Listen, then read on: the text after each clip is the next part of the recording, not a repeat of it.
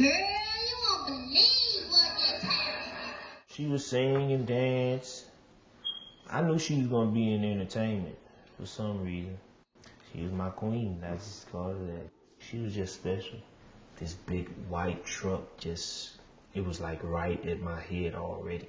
On July 19, 2014, my daughter Jade was killed by a drunk driver 3 days before her 10th birthday, coming back from celebrating her 10th birthday party.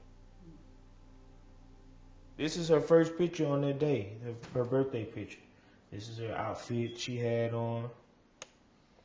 This is what she had on when she died. I said the worst part was the ride home. Once I put my key in that door and turned it, she was gone from there. You can have a good time without risking your life or someone else's life by getting behind the wheel drunk. We have so much access to everything, friends, public transportation, everything. It's like, yeah, tell it just like that, just how it happened.